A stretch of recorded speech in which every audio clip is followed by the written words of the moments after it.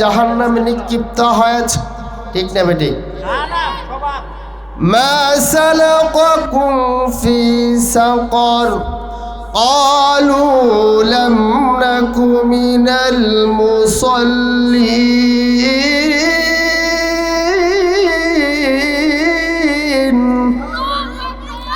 জাহান্নামীরা বলবে, হে জান্নাতীরা শোনো, ক্বালু লাম নাকু মিনাল মুসাল্লিন। চারটা কারণ বলবে। কয়টা কারণ? চারটা কারণের কথা বলবে। চারটা কারণ আল্লাহ রাব্বুল আলামিন কোরআনে ঘোষণা করেছেন। আল্লাহ রাব্বুল আলামিন বলেন, ও জাহান্নামীরা শোনো, জান্নাতীরা প্রশ্ন করবে, মা সালাকাকুম ফি সাকার, কোন কারণে জাহান্নামে নিক্ষিপ্ত হয়েছো? কোন কারণে তোমরা জাহান্নামে এসেছো? জাহান্নামীরা বলবে, ক্বালু লাম নাকু মিনাল মুসাল্লিন। এক নম্বর কারণ হলো আমরা মুসল্লি ছিলাম না, দুনিয়ার মধ্যে নামাজ পড়তাম না। নামাজিরা যখন মসজিদে যাইতো আমাদেরকে আহ্বান করত, তাল তাল নামাজে আসো। মুয়াজ্জিন বলতো, হাইয়া আলাস সালাহ, আসো আসো নামাজের দিকে আসো। হাইয়া আলাল ফালাহ, আসো কামিয়াবির দিকে আসো। আপনি মুয়াজ্জিনকে বলবেন, মুয়াজ্জিন চিল্লাও কেন? ও মুয়াজ্জিন চিল্লাও কেন? নামাজে আসলে কি হবে? মুয়াজ্জিন বলে, হাইয়া আলাল ফালাহ, নামাজ আসলে সফলতা অর্জন করতে পারবা, নামাজ আসলে জান্নাতে যাইতে পারবা। তখন জান্নাতীরা যখন জাহান্নামীদেরকে প্রশ্ন করবে, জাহান্নামীরা বলবে, ক্বালু লাম নাকু মিনাল মুসাল্লিন। এক নম্বর কারণ, আমরা এক নম্বর কারণ হলো আমরা জান্নাতে ছিলাম না, নামাজ পড়তাম না। মুসল্লিরা আমাদেরকে দাওয়াত দিতে আসতো, আমরা পালিয়ে চলে যাইতাম। যখন তাবলীগ ওয়ালারা আসতো আমরা দেখে পালিয়ে যাইতাম। নামাজিরা যখন আসতো, ইমাম সাহেব যখন আসতো, আমরা পালিয়ে যাইতাম। আমরা মসজিদে যাইতাম না, মসজিদে মুসল্লি ছিলাম না। এই কারণে আমরা জাহান্নামে নিক্ষিপ্ত হয়েছি।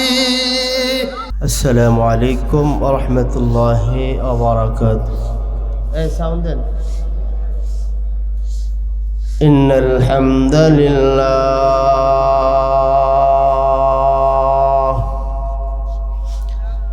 نحمده ونستعينه ونستغفره ونؤمن به ونتوكل عليه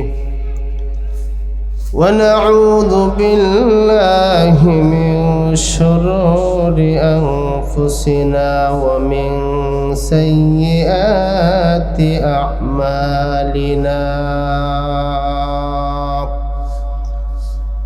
من يهده الله فلا مضل له ومن يضلله فلا هادي له الذي أرسله بالحق بشيرا ونذيرا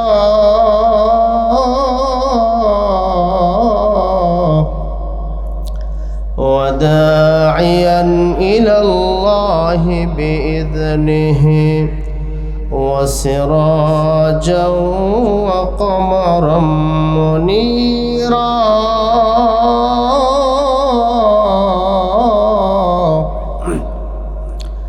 أما بعد فقد قال الله تعالى في كلام المجيد والفرقان الحميد شكرا لكم. أعوذ بالله من الشيطان الرجيم بسم الله الرحمن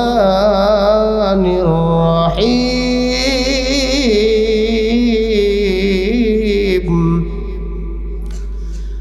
وقضى ربك ألا تعبدوا إلا إياه وبالوالدين إحسانا إما يبلغن عندك الكبر أحدهما أو كلاهما فلا تقل لهما أف ولا تنهرهما وقل لهما قولا كريما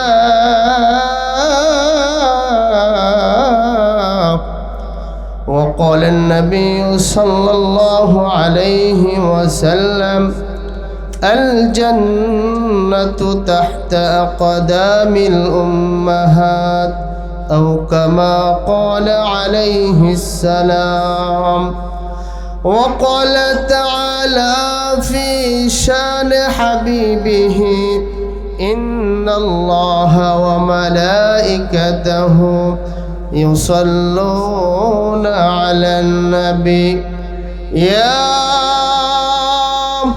أيها الذين آمنوا صلوا عليه وسلموا تسليما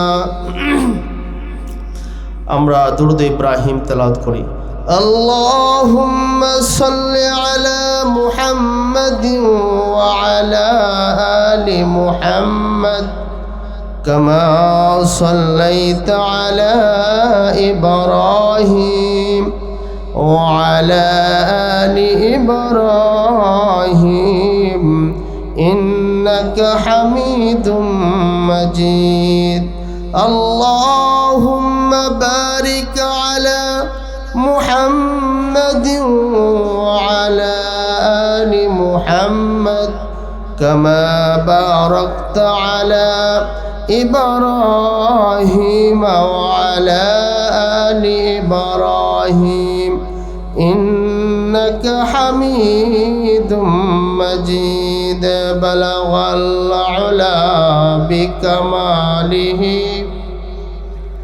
كشف الدجى بجماله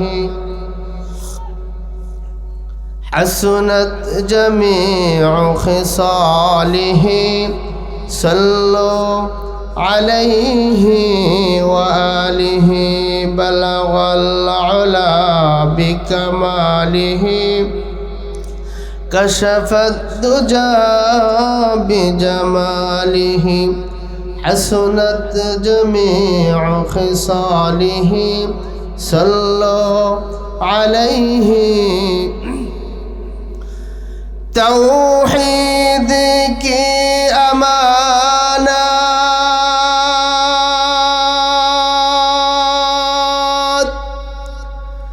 سینوں میں ہے ہمارا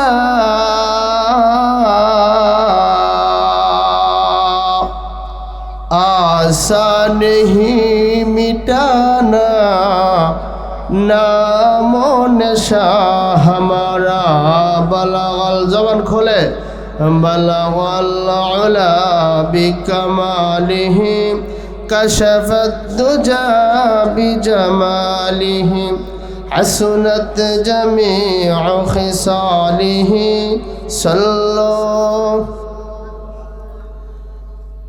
नहीं दू जहां में मिसाल मुहम्मद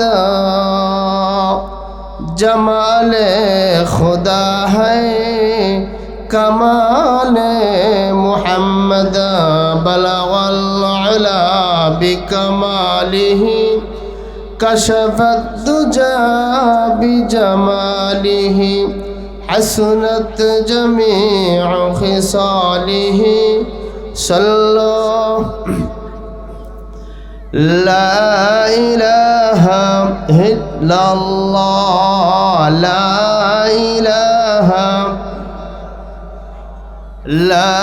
इलाहा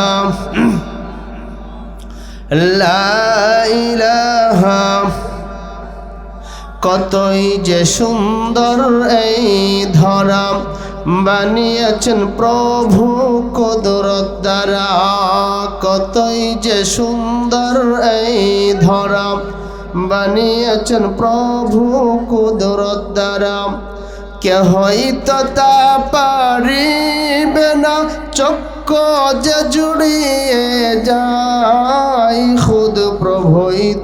খুদ প্রভুইত করে যেন সবই যেন করে উপাসনা তার লা ইলাহা জোরে লা ইলাহা লা ইলাহা লা ইলাহা ইল্লাল্লাহু মুহাম্মাদুর রাসূলুল্লাহ সাল্লাল্লাহু আলাইহি ওয়াসাল্লাম الحمد لمن قدر خيرا وخبلا الحمد لمن قدر خيرا وخبلا والشكر لمن صور حسنا وجمالا فرد صمد عن صفة الخلق بريء فرد صمد عن صفة الخلق بريء رب أجلي خلق الخلق كمالا رب أجلي خلق الخلق كمالا أي شمس قمر سرخج من أنجم وخطر أي شمس قمر سرخج من أنجم وخطر دست جبل وادی بصحرائے سمندر گلزار گلو فرخ شجر کس نے بنایا گلزار گلو فرخ شجر کس نے بنایا طالب مایوسی کا ہو یہ سب جس نے بنایا مور ملک دامادر تیر کبوتر مور ملک دامادر تیر کبوتر ای شام سحر ظلم تزو احمر اصفر میں صورت یوسف کا نہیں چاہنے والا میں صورت یوسف کو نہیں چاہنے والا میں عاشق مولا ہوں میرے عشق نرالا میں عاشق مولا ہوں میرے عشق نرالا اسی جملہ جہاں جن کی تجلی سے اجالا رقصار صبر کا کے ذرا پردہ اٹھا دو رقصار صبر کا کے ذرا پردہ اٹھا دو للہ مجھے حسن خدا داد دکا دو للہ مجھے حسن خدا داد دکا دو ای بحر قرم صدق حسین بن علی کا ای بحر قرم صدق حسین بن علی کا پیاسا ہو مجھے شربت دیدار پلا دو پیاسا ہو مجھے شربت دیدار پلا دو میں دور ہو مجبور ہو اے سید عالم میں دور ہو مجبور ہو اے سید عالم دیدار دکاتے نہیں آواز سنا دو دیدار دکاتے نہیں آواز سنا دو دنیا کی عدالت میں تیرے نام رہے گا دنیا کی عدالت میں تیرے نام رہے گا صدیق تیرے نام سے اسلام رہے گا صدیق تیرے نام سے اسلام رہے گا دنیا کی شجاعت میں تیرے نام رہے گا دنیا کی شجاعت میں تیرے نام رہے گا عمر تیرے نام سے اسلام رہے گا عمر تیرے نام سے اسلام رہے گا دنیا کی عدالت میں تیرے نام رہے گا دنیا کی عدالت میں تیرے نام رہے گا عثمان تیرے نام سے اسلام رہے گا عثمان تیرے نام سے اسلام رہے گا دنیا کی شجاعت میں تیرے نام رہے گا دنیا کی شجاعت میں تیرے نام رہے گا علی کی تیرے نام سے اسلام رہے گا علی کی تیرے نام سے اسلام رہے گا আলহামদুলিল্লাহ বলেন আর জোরে বলেন আলহামদুলিল্লাহ উপস্থিত অধ্যকার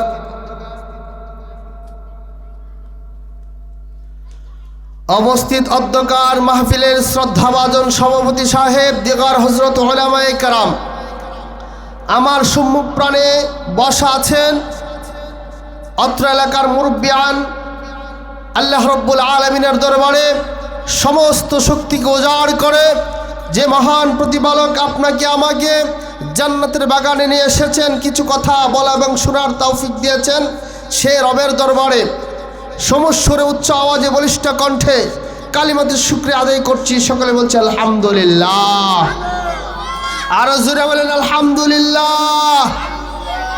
মুহতারাম হাজরিন, আল্লাহ তাআলা আমাকে জান্নাতের বাগানে নিয়ে এসেছেন। আল্লাহ তাআলা কাকে জান্নাতের বাগানে নিয়ে আসেন বলেন?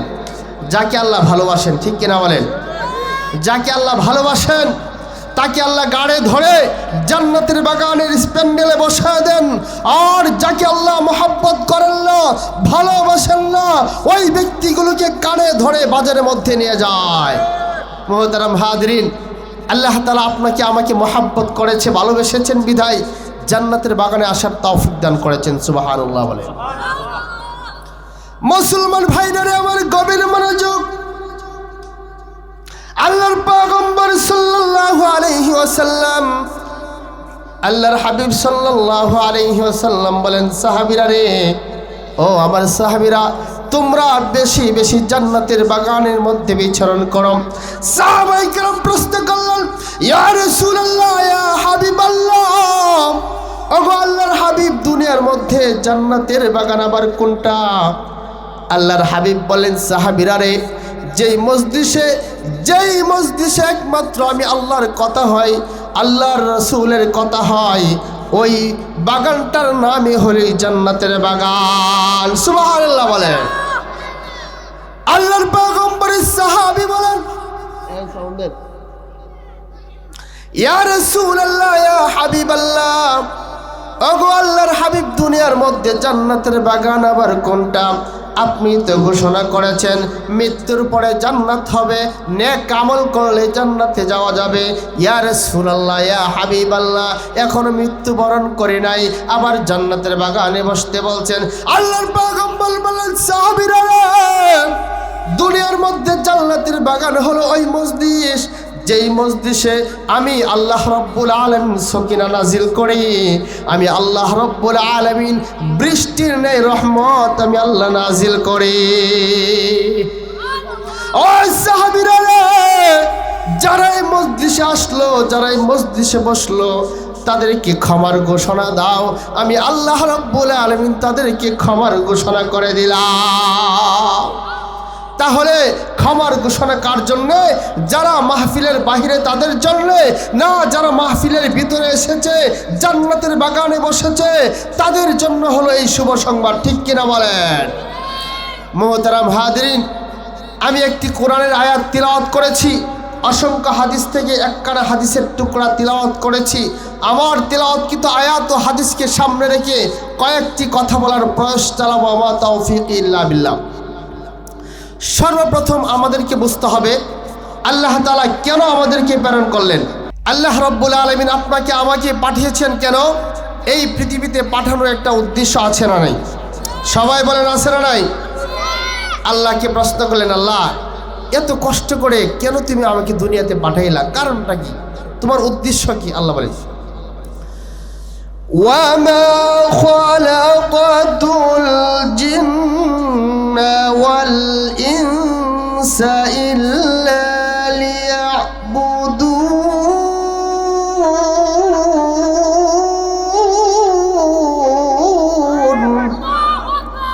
আল্লাহ কয়, বান্দারে, আমি তোদেরকে একমাত্র শুধুমাত্র আমি আল্লাহর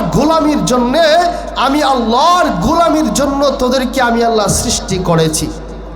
এবার প্রশ্ন করলেন, আল্লাহ, গোলামি করলে কি হবে, না করলে কি ক্ষতি হবে? ঠিক না বেঠিক? আল্লাহ কয়, না করলে কি ক্ষতি হবে এটা আগে বল। আল্লাহ বলে,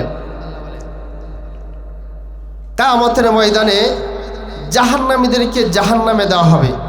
জাহান্নামে দেওয়ার পরে জান্নাতীরা জাহান্নামীদেরকে প্রশ্ন করবেন, মা সালাকাকুম ফি সাকর। জাহান্নামীরা বলবে, قالوا لم نك من المصلين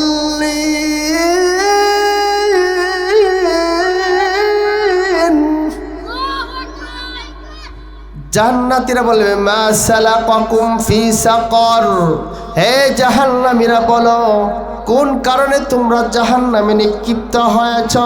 হে জাহান্নামীরা বলো রে, এমন কি আমল তোমরা করেছ রে যে কারণে আজকে জাহান্নামে নিক্ষিপ্ত হয়েছ? ঠিক না বেটি? মা সালাকাকুম ফি সাকার قالوا لم نك من المصلين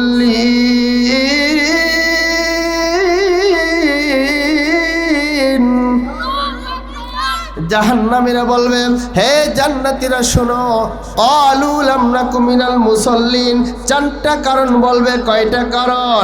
চারটা কারণের কথা বলবে। চারটা কারণ আল্লাহ রাব্বুল আলামিন কোরআনে ঘোষণা করেছেন। আল্লাহ রাব্বুল আলামিন বলেন, ও জাহান্নামীরা শোনো, জান্নাতীরা প্রশ্ন করবে মা সালাকাকুম ফি সাকার, কোন কারণে জাহান্নামে নিক্ষিপ্ত হয়েছো? কোন কারণে তোমরা জাহান্নামে এসেছো?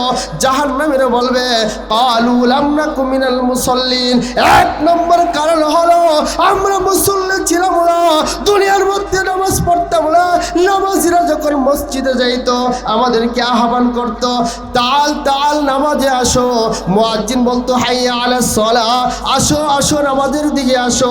হাইয়া আলাল ফালাহ, আসো কামিয়াবির দিকে আসো। আপনি মুয়াজ্জিনকে বলবেন মুয়াজ্জিন চিল্লাও কেন? ও মুয়াজ্জিন চিল্লাও কেন? নামাজে আসলে কি হবে? মুয়াজ্জিন বলে হাইয়া আলাল ফালাহ, নামাজ আসলে সফলতা অর্জন করতে পারবা, নামাজ আসলে জান্নাতে যাইতে পারবা। তখন জান্নাতীরা যখন জাহান্নামীদেরকে প্রশ্ন করবে, জাহান্নামীরা বলবে ক্বালু লাম নাকু মিনাল মুসাল্লিন, এক নম্বর কারণ, আমরা এক নম্বর কারণ হলো আমরা জান্নাতে ছিলাম না, নামাজ পড়তাম না। মুসল্লিরা আমাদেরকে দাওয়াত দিতে আসতো, আমরা পালিয়ে চলে যাইতাম। যখন তাবলীগওয়ালারা আসতো আমরা দেখে পালিয়ে যাইতাম। নামাজিরা যখন আসতো, ইমাম সাহেব যখন আসতো আমরা পালিয়ে যাইতাম। আমরা মসজিদে যাইতাম না, মসজিদে মুসল্লি ছিলাম না। এই কারণে আমরা জাহান্নামে নিক্ষিপ্ত হয়েছি। তাহলে আল্লাহ সৃজন করলেন কেন? আল্লাহ সৃষ্টি করলেন কেন? ইবাদতের জন্য। ইবাদত না করলে কি ক্ষতি হবে? ইবাদত না করলে জাহান্নামে নিক্ষিপ্ত হতে হবে। ঠিক কিনা বলেন? জোরে বলেন ঠিক কিনা? তাহলে আল্লাহ রাব্বুল আলামিন জান্নাতীদেরকে যখন জান্নাতি দিবে তখন জান্নাতীদের সাথে জাহান্নামীদের কথা হবে, কোরআনে আছে। ঠিক না ঠিক? কারণ কেন? কারণ কি? আপনি প্রশ্ন করবেন আল্লাহ জাহান্নামীদের সাথে জান্নাতীদের কথা হওয়ার কারণটা কি? কারণ হলো একটাই, দুনিয়াতে ওই আল্লাহওয়ালারা নামাজিরা যখন মসজিদে যাইতো তখন ওই বেনামাজিগুলো ঠাট্টা করতো। ঠিক কিনা বলেন? এক নম্বর কারণ, জাহান্নামীদেরকে ডাক দিবে জান্নাতীরা, অনাদা আসহাবুল জান্নাতি আসহাবুন নার ইন কাদ ওয়াজাদনা মা ওয়াদানা রাব্বুনা হাক্কা। জাহান্নামীদেরকে জান্নাতীরা ডাক দিবে, ওয়ানাদা আসহাবুল জান্নাহ আসহাবুন নার। কিয়ামতের ময়দানে জান্নাতীরা জাহান্নামীদেরকে ডাকবে, আহ্বান করবে, ওয়ানাদা আসহাবুল জান্নাতি আসহাবুন নার। জাহান্নামীদেরকে ডাকবে আর বলবে, হে জাহান্নামীরা, ও জাহান্নামীরা শোনো রে, দুনিয়াতে যখন আমরা আল্লাহর রাস্তায় যাইতাম, মসজিদে নামাজ পড়তে যাইতাম, আল্লাহর রাস্তায় কি জিনিস বুঝতাম না, নামাজ কি জিনিস চিনতাম না, ইবাদত কি জিনিস বুঝতাম না, টুপি কি জিনিস বুঝতাম না, পাঞ্জাবি কি জিনিস বুঝতাম না। যখন ইমাম সাহেব দাওয়াত দিয়েছে, তাবলীগে গিয়েছি, 3 দিনের জন্য যখন আমি তাবলীগে গিয়েছি, নামাজের বুঝ এসেছে, আল্লাহর হুকুমের বুঝ এসেছে, তখন আমি টুপি মাথায় দিয়ে নামাজে যাইতাম। আমার বন্ধুগুলো বসে ঠাট্টা করতো আর বলতো, দেখ দেখ কয়েকদিন আল্লাহ ওয়ালা হয়ে গেছে, নামাজি হয়ে গেছে, ফেরেশতা হয়ে গেছে। ঠিক না বেটে? নামাজীদেরকে ঠাট্টা করে একদল। ঠিক না বেটে? নামাজীরা যখন নামাজে যায়, নামাজীরা যখন মসজিদে যায়, তখন দেখবেন একদল ঠাট্টা করে। ঠিক না বেটে? ওই নামাজি ব্যক্তি তাদের ঠাট্টাকে উপেক্ষা করে, যেই মাত্র আল্লাহর ঘরে গিয়েছে, যেই মাত্র নামাজ পড়তে গিয়েছে, আল্লাহ রাব্বুল আলামিন বলে, নামাজি তুমি নামাজ পড়ার কারণে, ঠাট্টাকে উপেক্ষা করে নামাজ পড়ার কারণে আমি আল্লাহ রাব্বুল আলামিন তোমাকে আজকে জান্নাত দান করে দিলাম। এবার জান্নাতে যাওয়ার পরে, ঠাট্টাকে উপেক্ষা করে জান্নাতে যাওয়ার পরে জান্নাতীরা যখন জাহান্নামীদেরকে ডাক দিবে, কিরে বেটা কিরে মাথা বাসা, দুনিয়াতে তো আমাকে ঠাট্টা করতি, নামাজে গেলে ঠাট্টা করতি, পাঞ্জাবি পরলে ঠাট্টা করতি, টুপি মাথায় দিলে ঠাট্টা করতি, আজকে তোরা কোথায় অনাদা সাবুল জান্নাত, দে দে আমাদের ডাকে সারা দে। এইভাবে যখন অপমান করে জাহান্নামীদেরকে ডাক দিবে, জাহান্নামীরা নিচু সুরে মাথাটা নিচ দিকে দিয়ে বলবে, হা হা হা, আমরা তোদেরকে ঠাট্টা করার কারণে, আজকে আমরা ঠাট্টা করার কারণে জাহান্নামে নিক্ষিপ্ত হয়েছি, আর তুমি ঠাট্টাকে উপেক্ষা করে আল্লাহর ঘর মসজিদে যাওয়ার কারণে, নামাজ পড়ার কারণে, দিন মানার কারণে, কোরআন মানার কারণে, ইসলাম মানার কারণে তোমার ঠিকানা জান্নাত হয়েছে। একই কারণে আমরা না মানার কারণে জাহান্নামে নিক্ষিপ্ত হয়েছি। ঠিক না বেঠিক বলেন? মোহতারাম হাজরিন, জাহান্নামীরা 4টা কারণ বর্ণনা করবে আর বলবে 4 কারণে আমরা জাহান্নামে নিক্ষিপ্ত হয়েছি, 4 কারণে আমরা জাহান্নামে এসেছি।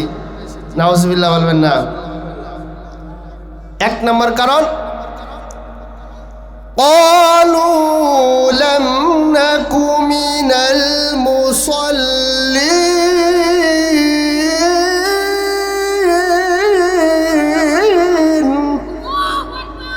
সাউন্ড কমাই দাও কি মাঝে মধ্যে। 1 নম্বর কারণ, আমরা মুসল্লি ছিলাম। কথা কন না কে? জাহান্নামীরা বলবে, ভাই ঠিকই প্রশ্ন করেছো, আমরা কেন জাহান্নামে এসেছি? একই সাথে চলেছি, একই সাথে চায়ের আড্ডা দিয়েছি, একই সাথে রাজনীতি করেছি, একই সাথে মাঠে চলেছি, তবে তোমরা নাস্তিক হয়ে দুনিয়াতে ছিলা আর আমরা আস্তিক হয়েছিলাম, আমরা আল্লাহকে বিশ্বাস করতাম। তোমাদের মধ্যে আর আমাদের মধ্যে পার্থক্য হলো, তোমরা আল্লাহকে বিশ্বাস করতে না, আমরা আল্লাহকে বিশ্বাস করতাম। হায়াতের মালিক আল্লাহ, রিজিকের মালিক আল্লাহ, ইজ্জতের মালিক আল্লাহ, সব কিছু করনেওয়ালা যত আল্লাহ। এই কথার উপর আমাদের দীর্ঘ বিশ্বাস থাকার কারণে আজকে এই বিশ্বাস আমাদেরকে জান্নাতে নিয়ে এসেছে। 2 নম্বর কারণ কি? এবার 2 নম্বর কারণ বলবে, ওয়ালাম নাকুনু তুইমুল মিসকিন।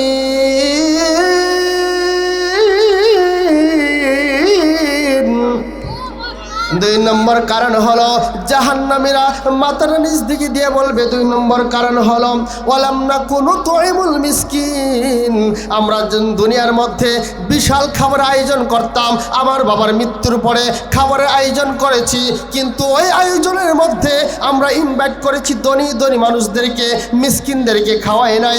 আমরা আয়োজন ঠিকই করেছি, বিবাহ শাদীর আয়োজন করেছি, ওয়ালিমার আয়োজন করেছি। কে 500 টাকা দিতে পারবে, কে 1000 টাকা দিতে পারবে, কে 2000 টাকা দিতে পারবে, ওই ব্যক্তিকে আহ্বান করেছি। যেই গরিব সারা বছর একবার গোশত খাইতে পারে না, মাছ খাইতে পারে না, ভালো জিনিস খাইতে পারে না, তাকে আমরা আহ্বান করে নাই। ওয়ালাম নাকুনু তুইমুল মিসকিন। আমাদের 2 নম্বর অপরাধ ছিল, আমরা দাওয়াতের আয়োজন করেছি, কিন্তু দাওয়াতের আয়োজনের মধ্যে বৈষম্য করেছি। কইব দাওয়াতের আয়োজন ঠিকই করেছি, তবে ওখানে গরিবকে ইনভাইট করে নাই।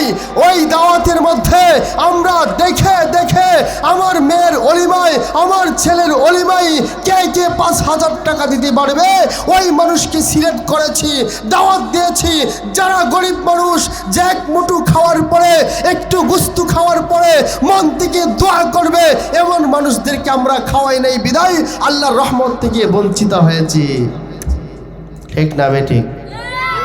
সমাজের চিত্রগুলো এরকম কিনা বলেন?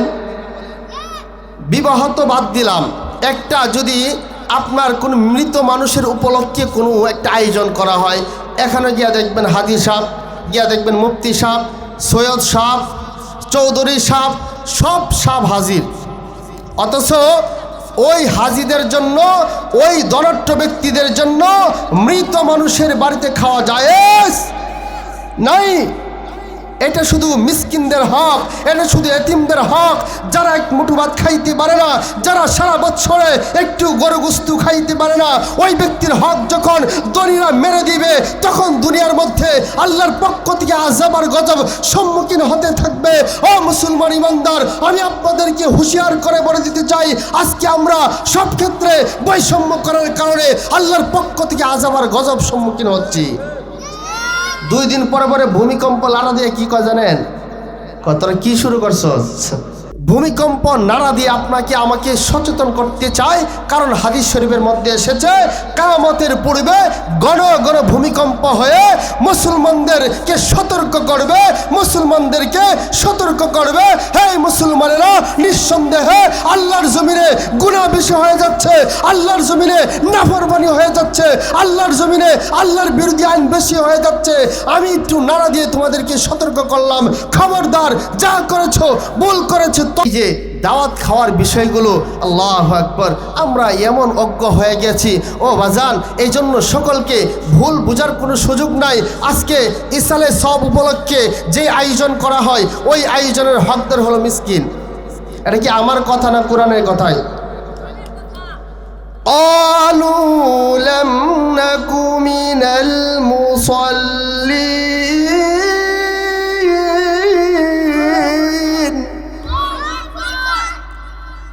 2 নম্বর হলো ওয়ালাম নাকুনু তুইমুল মিসকিন, আমরা মিসকিনদেরকে খাওয়াইতাম না। আমরা দেখে দেখে চৌধুরীদেরকে খাওয়াইতাম, ধনাঢ্য ব্যক্তিদেরকে খাওয়াইতাম, যাদের উপর যাকাত ফরজ ছিল, যাদের উপর হজ ফরজ ছিল, যাদের উপর সদকা ফরজ ছিল, এমন মানুষদেরকে দাওয়াত দিয়ে খাওয়াইতাম। কারণ সমাজে চলতে গেলে চৌধুরী সাহেবের দরকার আছে, কারণ সমাজে চলতে গেলে নেতা সাহেবের দরকার আছে, কারণ সমাজে চলতে গেলে ওসি সাহেবের দরকার আছে, কারণ সমাজে চলতে গেলে অমুক নেতার দরকার আছে। কথা ঠিক নেবে ঠিক? এই জন্য মুসলমান, আমাদের অধপতনের 1 নম্বর কারণ, আমাদের অধপতনের 1 নম্বর কারণ হলো কি? আমরা ইসলাম অনুপাতে চলছি না। কথা ঠিক কিনা বলেন? তাহলে জাহান্নামীরা 2 নম্বর কারণ বর্ণনা করবে, ওয়ালাম নাকুনু তুইমুল মিসকিন। 3 নম্বর কারণ হলো ওয়ালাম নাকুদু قالوا لم نكن من المصلين ولم نكن نطعم المسكين وكنا نخوض مع الخائضين। আমি আমানতের খেয়ানত করতাম, আমরা খেয়ানত করতাম, আমরা হক আদায় করতাম না, মানুষের হক মেরে দিতাম। এরকম মানুষের হক মারনেওয়ালা আছে না নাই? কথা কল্লাকে ছোট ভাই বড় ভাইয়ের হক মেরে দেয়, বোনের হক মেরে দেয়, এমন ঘটনা আছে না নাই? এই জন্য আমরা আমানতের খেয়ানত করতাম। হাদিস শরীফের মধ্যে আল্লাহর হাবিব বলেন, আল্লাহর হাবিব সাল্লাল্লাহু আলাইহি ওয়াসাল্লাম বলে, আলামাতুল মুনাফিকি সালাত, মুনাফিকের আলামত 3টা। মুনাফিকের আলামত কয়টা? আমার দিকে তাকান। আলামাতুল মুনাফিকি সালাত, মুনাফিকের আলামত 3টা। ইদা হাদ্দাসা কাযাবা ওয়া ইদা ওয়াদা আখলাফা ওয়া ইদা উতমিনা খানা। মুনাফিক যখন কথা বলে মিথ্যা কথা বলে, মুনাফিক যখন ওয়াদা দেয় মিথ্যা ওয়াদা দেয়, মুনাফিকের কাছে আমানত রাখলে খেয়ানত করে। ঠিক না ঠিক? এই ধরনের মুনাফিক থেকে যেন আল্লাহ আমাদেরকে বাঁচায় রাখে। বলেন আমিন। আরো জোরে কোন আমিন। তাহলে জাহান্নামীরা জাহান্নামে যাওয়ার পরে কয়টা কারণ বর্ণনা করবে? জান্নাতীদের সাথে কথা হবে, দুনিয়াতে ঠাট্টা করতো, এই ঠাট্টার জবাব আল্লাহ তাদের থেকে দিবে। জান্নাতীরা জাহান্নামীদেরকে ধমক দিয়ে বলবে, মা সালাকাকুম ফি সাকার। হে জাহান্নামীরা, বল কোন কারণে জাহান্নামে নিক্ষিপ্ত হয়েছো? জাহান্নামীরা বলবে, নামাজ পড়তাম না, তোমরা পড়তাম, আমরা পড়তাম না, তোমরা নামাজে যাইতাম, আমরা যাইতাম না, তোমরা দাওয়াতের কাজ করতাম, আমরা করতাম না, তোমরা পাঞ্জাবি পড়তাম, আমরা পড়তাম না, তোমরা আলেম ওলামার পিছনে ছিল, আমরা ছিলাম না, এই কারণে আমরা জাহান্নামে নিক্ষিপ্ত হয়েছি। 2 নম্বর কারণ হলো সমাজে মানুষদেরকে খাওয়াইতাম, তবে গরিবদের মিসকিনদেরকে না, ধনাঢ্য ব্যক্তিদেরকে খাওয়াইতাম, এই কারণে জাহান্নামে নিক্ষিপ্ত হয়েছি। কারণ গরিবের হক যখন ধনীরা মেরে দেয় তখন সমাজ আর ঠিক থাকে না। ঠিক না ঠিক? গরিবের হক ধনীরা মেরে দেয়, ঠিক না বেটি? খাওয়া হলো গরিবের হক। আমি দেখেছি অনেক গরিব মানুষ এমন আছে 1 বছর গোস্ত খাইতে পারে না, একদিন একটু গোস্ত খাওয়াইলে মনটা ভরে যায়, মন থেকে দোয়া আসে। যখন মন থেকে দোয়া দেয় আল্লাহ রাব্বুল আলামিন সেই দোয়া কবুল করে, ঠিক না বেটি বলেন? তাহলে 3 নম্বর কারণ কি বললাম? তারা বলবে আমরা আমানতের খেয়ানত করতাম। আমার ভাই বিশ্বাস করে 5 লক্ষ টাকা রাখছে, কয়েক টাকা রাখছস না, ঠিক না বেটি? আমার ভাই একটা সত্য কথা বললো, আমার কাছে কথার আমানত রেখেছে, আমার কাছে কথা বলছে, এই কথাটা কারো কাছে কইস না, বলে হ্যাঁ কয়ে দিব কিন্তু, ঠিক না বেটি? তাহলে আমানতের খেয়ানত 3 নম্বর। 4 নম্বর হলো وَكُنَّا نَخُوضُ مَعَ الْخَائِضِينَ وَكُنَّا نُكَذِّبُ بِيَوْمِ الدِّينِ। 4 নম্বর কারণ হলো জাহান্নামের বলবে, 4 নম্বর কারণ হলো আমরা জাহান্নাম বিশ্বাস করতাম না, পরকাল বিশ্বাস করতাম না, হাসর বিশ্বাস করতাম না, কবরে আযাব আছে বিশ্বাস করতাম না, জান্নাত আছে বিশ্বাস করতাম না, হাসরে ময়দান আছে বিশ্বাস করতাম না। এগুলো যা আছে আমরা বিশ্বাস ছিল না। আমরা মনে করতাম মারা গেলেই সব শেষ, এরপর আর কিচ্ছু থাকবে না, ঠিক না বেঠিক? যারা নাস্তিক, যারা আস্তিক নাস্তিক, তারা এগুলো বিশ্বাস করে? বিশ্বাস করেনি? না না না, বিশ্বাস করে না। তারা জাহান্নাম বিশ্বাস করে না বলে কাল্পনিক। এক নাস্তিকের সাথে আমাদের ইমামে আবু হানিফা রাহমাতুল্লাহি আলাইহির কথা চলছে। ওই নাস্তিক বলতেছে, ইমাম ও আবু হানিফা, আল্লাহ যা আছে বিশ্বাস করি না। আসমান এমনি হয়েছে, জমিন এমনিতেই হয়েছে, আমিও এমনিতেই হয়েছি। ইমামে আবু হানিফা বলছে, পাগলের ঘরে পাগল, যদি আমি প্রমাণ দিতে পারি আসমান এমনিতেই হয় নাই, সৃষ্টিকর্তা আছে, তাহলে কি করবা? বলে আমরা সবাই ইসলাম গ্রহণ করবো। সুবহানাল্লাহ। এবার আবু হানিফা বলে, ঠিক আছে, ডেট করা হলো, তোমার সাথে বাহাস হবে, তোমার সাথে আমার বহাস হবে, তোমার সাথে আমার কথা হবে। কোন জায়গায় বলো? ইমাম আবু হানিফা বলতেছে, একটা জায়গা ঠিক করো যে জায়গায় বাহাস হবে, যদি তোমরা জিতো আমরা সবাই তোমার দলে চলে যাব, আর যদি আমি জিতি তোমরা আমার দলে চলে আসবা। আরে ইমাম আবু হানিফা কে? আল্লাহু আকবার। যে ইমামে আবু হানিফা আমার আল্লাহকে 99 বার স্বপ্ন দেখেছে, যেই জায়গায় তার দাফন হবে ওই জায়গায় তিনি 6000+ কোরআন খতম করেছেন। সুবহানাল্লাহ কইতেন না? সেই ইমাম আবু হানিফার সাথে বাহাস হবে, অমুক তারিখ ডেট করা হলো, মাইকিং হয়ে গিয়েছে, সময় 12টা বাজে হবে। সকল মানুষ, হাজার হাজার লক্ষ লক্ষ মানুষ, একদিকে আস্তিক একদিকে নাস্তিক, একদিক দিয়ে মুসলমান আর একদিক দিয়ে ইহুদি নাসরারা বসেছে। দেখে 12টা বাজবে, ইমাম আবু হানিফার কোনো খবর নাই।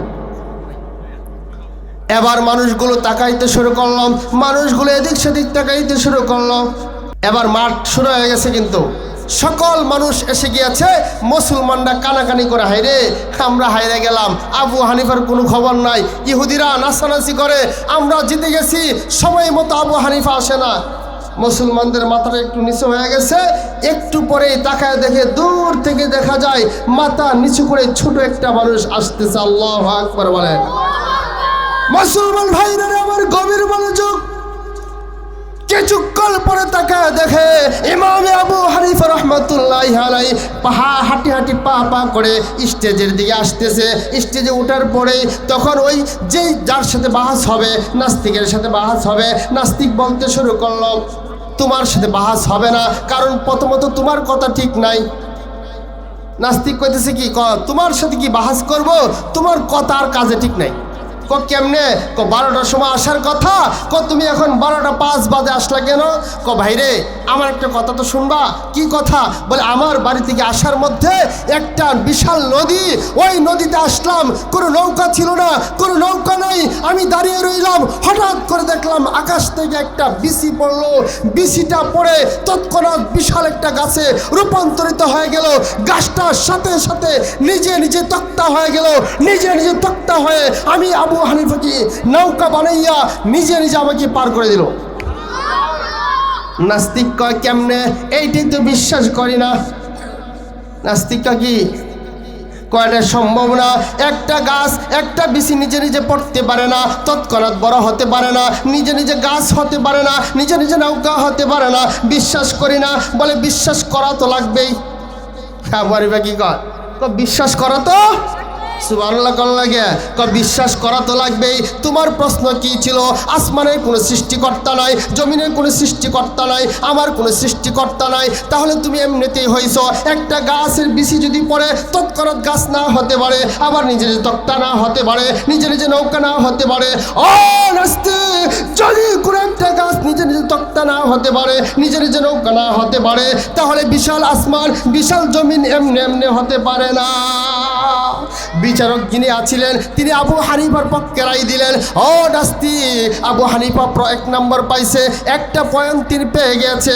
আল্লাহু আকবার বলেন। এবার মুসলমানদের মুখে হাসি ফুটলো। যাই হোক, আমরা 1 পয়েন্ট আগায়া।